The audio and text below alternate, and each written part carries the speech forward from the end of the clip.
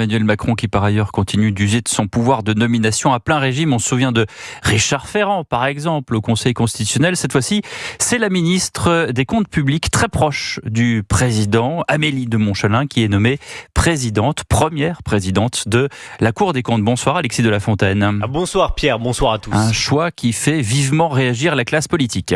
Oui, à commencer par la droite qui dénonce le recasage des petits copains, un système que ne supporte plus le président de l'UDR, Éric Ciotti. C'est un scandale d'État, je le dis.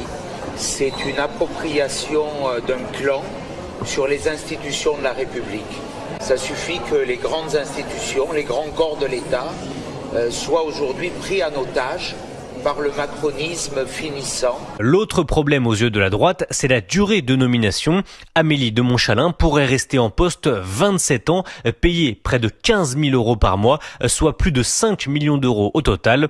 À gauche, l'insoumis Éric Coquerel s'inquiète des multiples conflits d'intérêts. Comment la ministre du Budget pourra-t-elle juger librement les comptes publics dans les semaines à venir?